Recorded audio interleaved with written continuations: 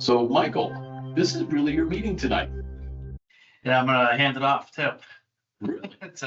We got Gabe Trevor joining us from CMRPC. So Hi. Hi, Gabe. Hi. I'll set the stage a bit. CMRPC does a grant or technical assistance program called Direct Local Technical Assistance. And so I worked with Gabe to submit for Upton to do a zoning diagnostic, which is sort of what it sounds like. It's evaluate, an evaluate for efficacy sort of thing. What's working, but let's focus on what's not working so we can make changes. So if there's this is sort of the introductory meeting to it. We'll have a conversation about it. We did the introductory meeting with the planning board, and I'll take the ideas, and me and Gabe will take the ideas that are generated from these conversations, work it into a document, I believe, and then we'll have something prepared at the end of this. We'll probably come back to the zoning board to once we have some ideas put together from the conversations, and sort of touch base with you all about that and how you feel about that. Looking to come for town meeting for the fall. Probably not. It's one step in a process. Maybe we take this information and I put together a grant application to have a zoning rewrite of some kind, which would be a larger project, which would, we'd be a few town meetings out for that for sure. Or maybe we take the information, we decide to just focus on some things that need attention sooner than later. It's been stunning, the drop. We haven't had a meeting in how many months? Yeah. And historically, this is the longest we've missing one meeting was huge. Now we're You have three? 4 months in. It tells you, one, how much of our job is ADUs. Well, it's also, I've learned firsthand that people are holding back doing things because of the volatility. People are developers especially, right, with larger projects. They want to make sure things are sorted out before they start buying lumber from Canada. Yeah, I don't blame them. My brother's company does a lot of small manufacturing runs. They'll design, test, build, and then manufacture your product. So you need 500 units of something. They'll do it and then they disappear and go to do something else for somebody else. Yeah. They had needed the transmissions. The cost was going to originally be $60,000. They're doing a bid for making a run for this machine, and they had to tell the people they're going to sell the machine to, just so you know, there's an additional $53,000 of tariffs on those transmissions. The supplier was willing to eat a little of it because it's 100% tariff. They're not going to eat much of it. So that company's got to decide, do they even do the production run? If it's going to cost an additional, every component's going to cost almost double if it's coming out of China or certain other countries. Yeah. So you want to talk about putting a screech on some of these things.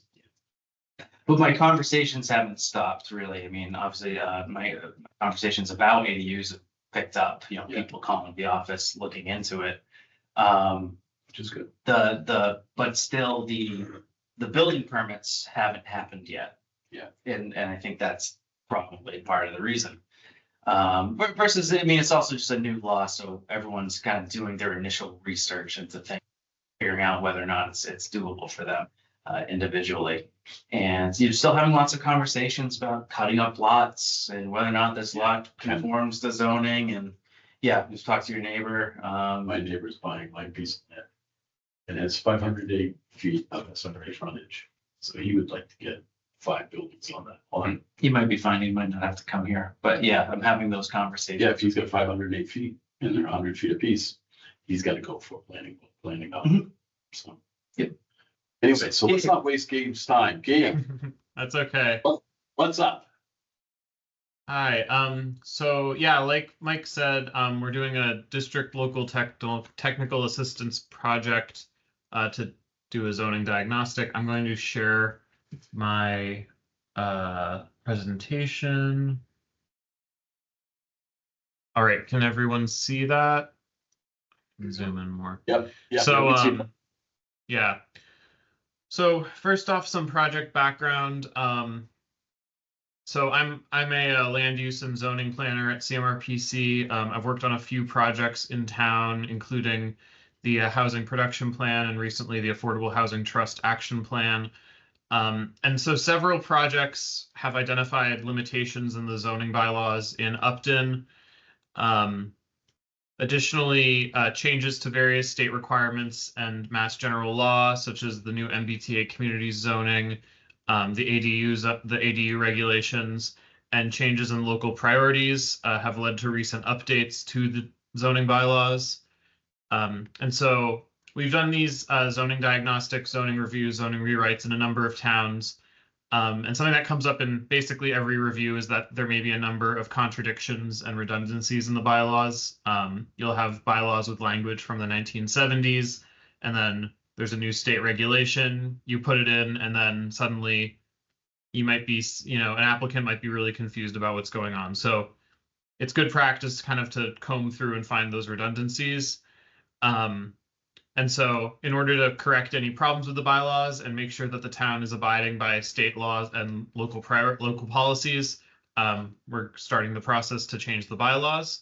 And so like Mike said, the zoning diagnostic is the first step in the process to identify the errors and any necessary changes ahead of a rewrite process. So like Mike said, that could go a number of ways. In some towns, we'll have a zoning committee, so it would probably have a member of the ZBA, a member of planning, and maybe select board member and other people.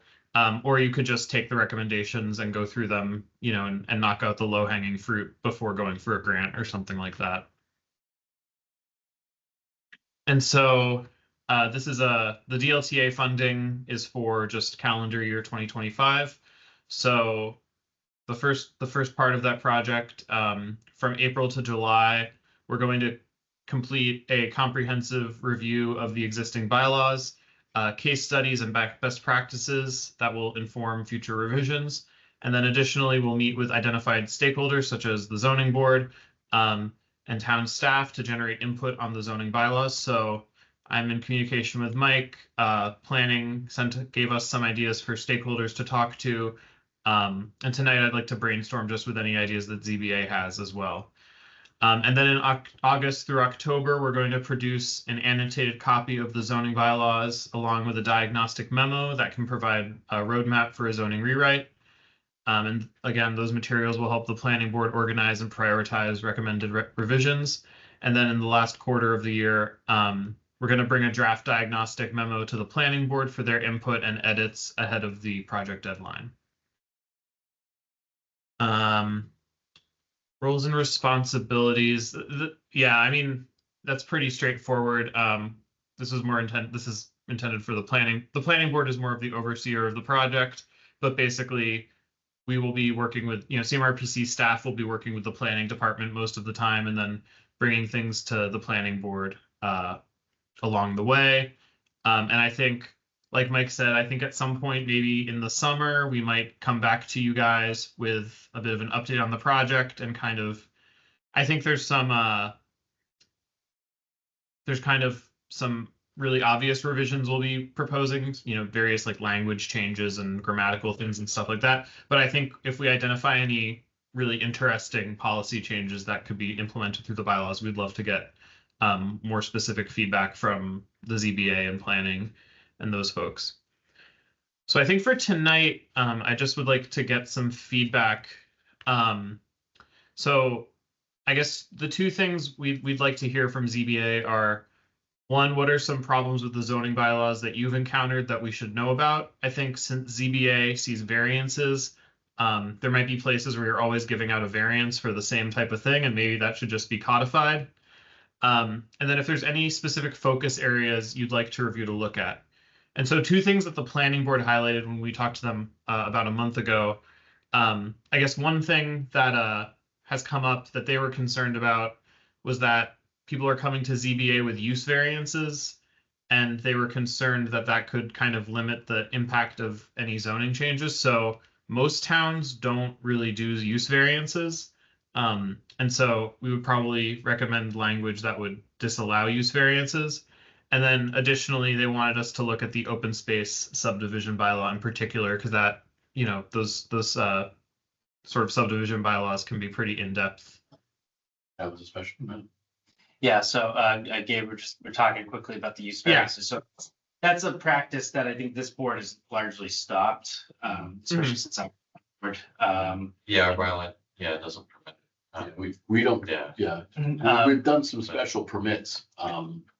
And rarely, we'd like the use tables to have a few more options for Yeah. special permits. I think that was your point at one point. Yeah, it's greater flexibility, Um, but also a greater ability to condition projects. Yep. But the other thing is, in terms of nuisance stuff, stupid three-car, you're not allowed to have 3 garage doors. I mean, can we, for God bid, get rid of that stupid thing. And the other thing is, we had an interesting one, someone came before us who wanted an Airbnb, and our zoning was written before an Airbnb was even invented. Yeah. I think that's for planning to do, but I just wanted to bring up that concern. That's not, we actually had to reject it because it wasn't in our zoning. But Yeah. I see planning board address that one.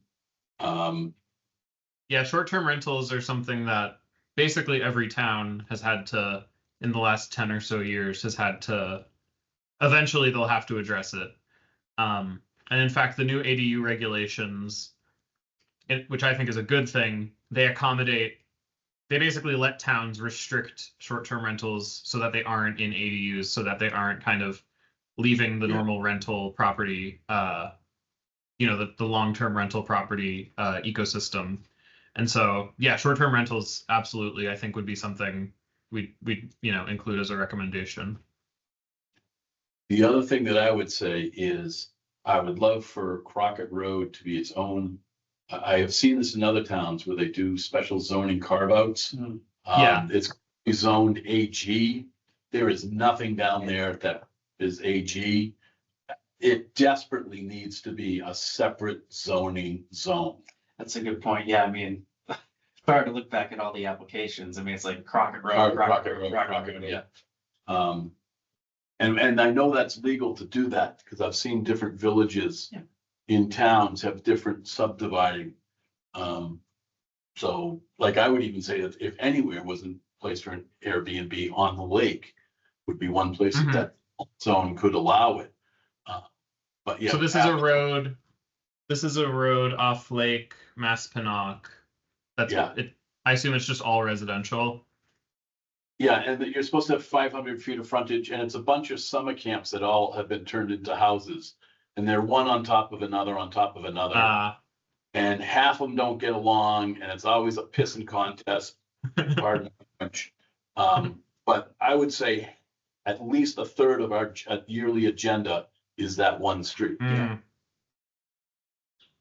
No, that's really good to hear. And I think, I think that would be, so that's like sort of the more because a lot of the stuff we go over for like my staff, it's kind of boilerplate and straightforward stuff. But I think getting that local, if there's any other parts of town you want us to take a look at, that would be, I mean, we'll ask other people we talk to, but I think that would be particularly helpful so that. Glen Ave, William Street. I mean, that's the CNI/GB district, but there's no CNI or GB. Right. And also, was it Shore? What's the one down by where, what's this? What is Bartlett? It's Shore Road. Shore Road is another pond that also has a bunch of camps around it. We could actually create this, whatever this new district is, and have it in 2 places. Yeah. We had some come before us for the industrial land, general business, and the land can't be built on, and someone actually came up with an outdoor mill. We do need more general business. If they were gonna do an overview, and it's not our purview on zoning, it's planning. I think the general business down along 140 goes back 200 feet. Oh, down the toward the south. Hopedale line, Towards it Hopedale. goes back 500 feet on the northeastern side of the road. Yeah. And it goes all the way back to the train tracks on the southern side. Okay, because someone had brought that up. Yeah, That could have been bigger. I mean, our concerns are just very focused on very specific streets. Yeah, Um, absolutely. But my personal bent on it is, I can't stand that we want to tell everyone how to do everything, you know, Yeah. we have those zoning rules, but I mean, some of these things are a little nitpicky. Yeah. But one of the things, I don't mean to take over Yeah, the go. conversation, it's for the board to discuss, but one of the things I've noted, and I know I want to be sensitive about it to the political ramifications of, which is, you know, you have a lot of this legacy zoning that is probably specifically exclusionary, right? Yeah. For instance, you can't have two-family anywhere technically. Unless it's a part of a senior housing, Yeah. new senior housing development that's gonna get a special permit through right, planning board, it goes to planning board. 40B or something. Yeah, or 40B. In order to get a two-family anywhere in town, and you need to already have a single family on the lot that was built in 1950 or before. Yeah. So before your zoning, And you have to have twice the amount. you have to have twice the amount of Mhm. land. This has been my bugaboo. It makes no sense, except for to prevent two families from being built. Yeah. You have to have double the land of what you would need for a single house, and of course, it's a lot more profit in a single house. Yeah. Yeah, But I would- that came up like for the Affordable Housing Trust project. That came Yeah. up with basically everyone we talked to brought that up. I'm glad It's that- definitely on everyone's mind. We've had a lot, Eric and I have had a lot of discussions. He's really good on the granular details for where we need special permits put into the use charts. Not the use Mhm. charts, yeah, it's the use charts. That what we would, with a special permit. Yeah. I would want to have you. Yeah. I would want to have you go through that. Yeah. Because I know that's your thing and you're Yeah. really good at it. Happy to take a look at that. Yeah, that would be helpful if you have if you want to bring us any specific notations. That's Yeah. that'd be awesome. And yeah, feel free to, if you want to email, I'll have my email at the end, but maybe we can email Mike and I and we can talk about that more. Also, one of the other things that Bill, I know I spoke with you about, I don't know if you've had a larger conversation at the board level on this, is home occupations such as you had on South Street. Yeah. And creating some sort of spectrum for those for review. So, you know, as it's been my contention to the board before, when those things come before this board, is that I don't think that you actually have the ability to grant a special permit for anything that is outside the bounds of what is defined as a home occupation in your bylaws. But there's certainly the opportunity to explicitly call out that option and say, your bylaw says home occupations are defined as basically a home office for, Yeah. you know, to that extent. I mean, we work with it and massage it a little bit to fit other needs that aren't going to be flagrantly offensive to neighbors and things like that. But, you know, it's something that would call for any sort of traffic, whether it be by appointment only or something that may be visible from the outside that you are conducting a home occupation. Yeah. You know, those are things that maybe you'd want to create a special permit avenue to come through this board to evaluate whether or not it's going to have a reasonable impact to the neighborhood to allow for some. I think that's very important, and I don't want to point at anyone in this room, but if you had two commercial vehicles parked in your yard, you were in violation of our zoning. Mhm. Mhm. And some of us actually work for a living and have a company truck. And if your son or daughter or whatever also works for a company and has a company truck, you're technically in violation Yeah. of our zoning. And Just it's because there's a logo on the truck, basically. yeah, and they're pickup trucks. They're nothing special about them. Right. I know we had a lot of discussions. One person, basically, wanted to have, what was that big dump truck? She wanted to buy a house. What do they call it? Oh, yeah, you were on that email, yeah. Basically, someone wanted to buy a house, but the husband drove dump truck. It was a during the dump day. truck. Mhm. And they wanted to make sure ahead of time, smart on them, that they were able to park this dump truck at the house at night. And the current bylaw basically would say no, even though this was AG. Yeah, it was AG. It was agricultural. Yeah. And I'm, and I don't know what the rest of the board feels, but people actually have to earn a living. And just because you are a plumber, it's not like you're in your yard doing plumbing every day for people. Right.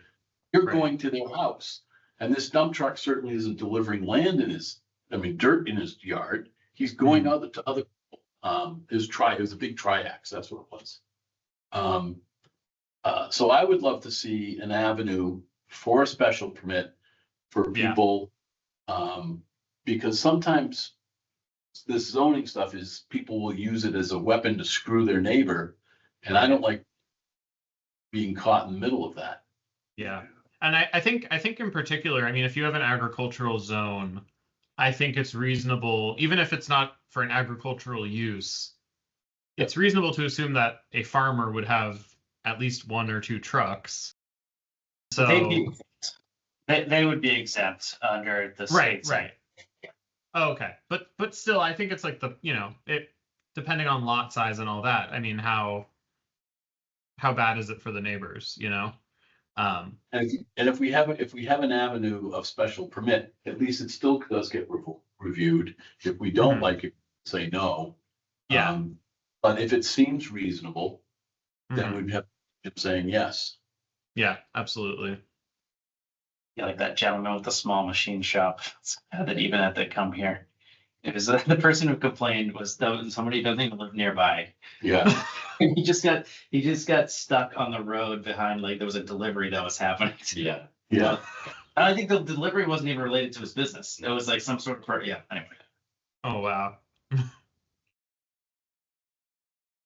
Yeah, it's Yeah, fine. so- Yep. Just if there's anything else that you'd like me to take a look at. I don't want to keep you too late. I've got a couple things. One is Yeah. something a while back that never got, I don't think has been resolved. Was I think there's a distinction in our bylaws. I was just looking and I couldn't come up with where it is, but between rental and ownership units. And this came up Yeah. on these Mm. with the building where somebody entered into or agreed to a decision from the board that specified what type of ownership the units inside the building would be in. And later it was challenged. Town council told us we can't make that sort of distinction. Yeah. Lost town council, well, this is in our bylaws. How do we interpret our bylaws? And we never got an answer back on that. So I think Yeah, I believe. Ted Briggs, it was the condo down across from the hat factory that had the fire. Yeah. And the guy had promised to make it rental units. He ran short of cash, so he ended up selling them as condos. And Ted could not let that go. Okay. Yeah. Even Wow. after our lawyer said you'd never win it, don't waste the money. Yeah. For years, we Yeah. heard about that for Ted. Yeah. Ted. Yeah, he was mad. Yeah, at it. But I don't bylaws- think. Yeah, zoning can't have any say on ownership questions. That's No. completely separate. Yeah. Yeah, it can't. So if that is in there in any way, and Yeah. it is. So It's that's gotta be cleaned out. Okay. All right. Glad you- Yeah. Yeah, 'cause I And, hadn't run into That's that good. yet. and the other thing that's bothered me for a while is our sign bylaw. We've got different sign bylaws based on whether they have political content or whether they have other content. Mhm. So we can't distinguish based on content at all. That's Yeah, you clearly can't. Yeah, that's unconstitutional. yeah. I mean, Yeah. And I think, I'm- yeah, the thing I'll say about signs, just real quick, something that you could look into is looking at time restrictions on sign bylaws. So if it's up so let's say it's like a yard sign for a politician, you can say temporary signs, there's something like a temporary sign doesn't require any approval. It can only be up for 90 days or something. And then if you want to go beyond, you can go for a special permit. Okay, so that captures that without calling out specifically political signs. Right. Yeah. And then, I was because we're doing a review in Mendon, and this came up where there was I guess there's someone has a really like vulgar sign on their yard that people were complaining about. And I think in that sort of in that sort of circumstance, I mean, the enforcement is tricky. That's kind of that's not my that's up to the town about who to send to talk about that. But if someone is following the rules, it's like, okay, if you want to have the sign up, then you have to go to planning board and tell them you want, F whoever or what, and that would probably deter. That cost the town, I think, over $30,000 worth of legal fees up on Westboro Road, where the guy was writing all sorts of nasty stuff on his fence, attacking the building department and the building department secretary and the building inspector. Oh, wow. And it just cost us a fortune. Yeah. If it's a freedom of speech thing where someone wants to have a giant finger, that's actually completely allowed. Yeah. I think Eric's right. We do have to look at that particular one. Yeah, there were any signs, there were effigies. Yeah. Yes. Yeah. Those- Oh, he was whacking people. We can't regulate art. No, these, as long as if you can capture all of these Yeah. and know where to focus on those, because particularly a separate zone for Crockett Road and Shore Road Yeah. would be really nice, because that's a lot. Yeah. We're gonna put ourselves out of business with ADUs and get to Crockett Road. Well, you could call it like lakefront zoning or something like that, and allow, because I think something we like to reflect in the zoning. Again, we're looking at sometimes these zoning bylaws have been around for 50 years, and for whatever reason, nothing might not even reflect. If there's a 500-foot frontage requirement and it was a summer camp, that's not happening. So I think best practice is kind of, you want to start with, if you don't have a specific goal in mind for the area, you want it to reflect what's there, so you don't have too many pre-existing non-conforming uses, and then just, okay, now that sort of natural layout of that area, unless you have a big goal for it, that's just on the books, and now people don't have to have as much trouble when they want to do stuff. Yeah. All right. We're definitely game for an update. I think all of us have been jonesing for Cool. and we'll Excellent. support you any way that you want. Yeah. I'd be willing to participate. I do think that Eric, in some way, he has such great knowledge base on some of these specific areas that we need his input too. But Yeah, absolutely. but you're looking at the two busiest guys in the town of Upton, Bob and Eric. So. Have you been home for supper yet? No. No, there you go right there. Bob, have you been home for supper yet? No. So yeah, if that's all, like I said, you can email me if you have any more questions or want to reach out. I mean, Eric, Mike, if you want to connect Eric and I, we can either, if you just want to send us notes or if you want to talk, we can figure that out. If Mike can just send out your email address to us, and that way we can sort of, on a cold rainy day, sit down and look through some of this stuff. Absolutely. So that's great, Gabe. Thank you very much. Awesome. Thank you so much. Yeah. And like I said, I think probably towards the end of the summer, I might come back and we'll give you a bit of an update. Okay, thank you. Thank you. Have a good night, everyone. Thanks. Good night. Good night. Something else before we disappear. Elections are coming up in a month. Boards usually do a reorg at that point. I know these two guys are busy. I do like being chairman, but I also realize it's not a life position.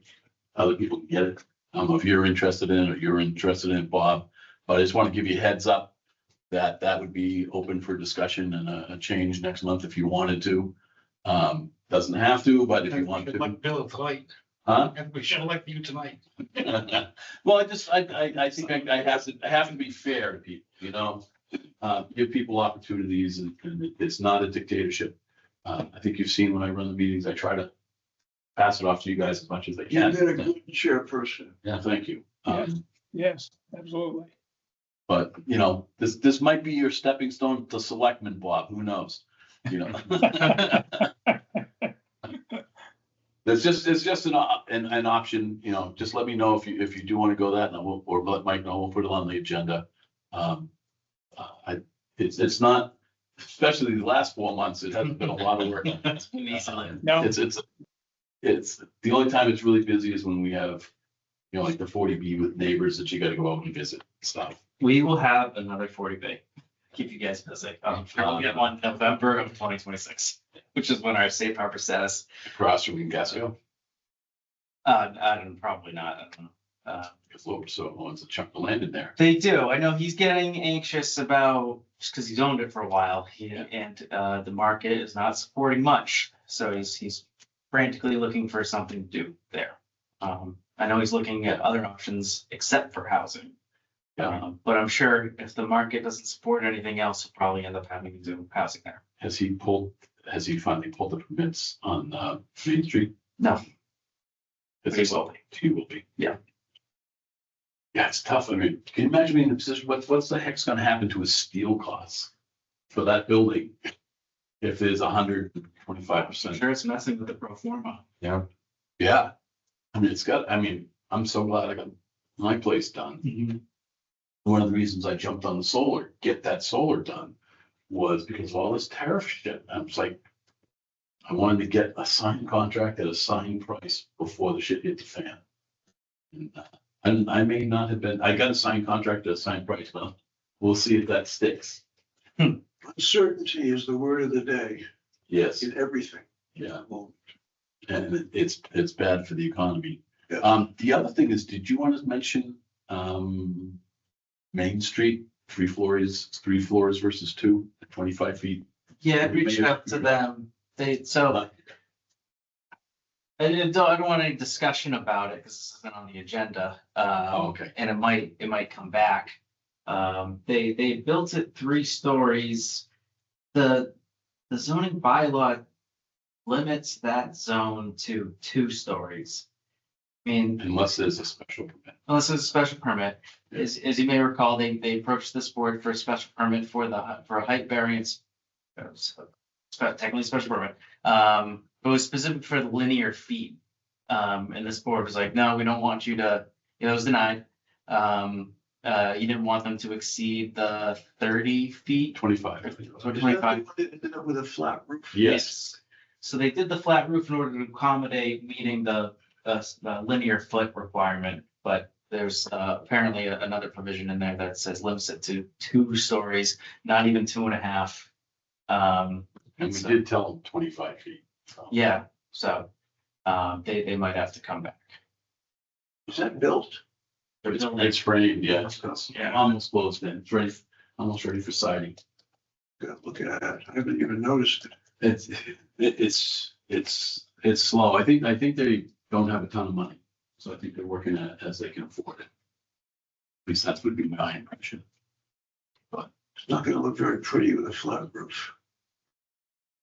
Yeah, but remember, you're using the eye of the beholder.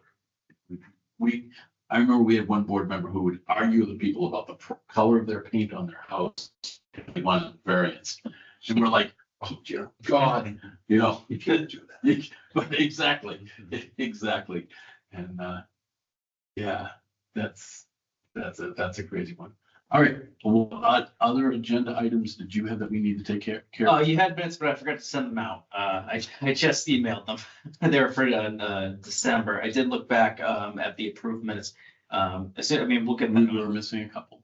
No, they're all set. you're all set. They just haven't been uploaded to the website is all. So I think Oh. that was the complaints, is that I just haven't had a chance to sit down. Yeah, ran into Amy. But I mean, I have them. That's the requirement, is to have them. I mean, it's good to get them up on the website so people can see them. Do you have any applications that missed the deadline for this meeting? No. Nothing. Nothing. It's dead. It's crazy. Have you ever seen this? No.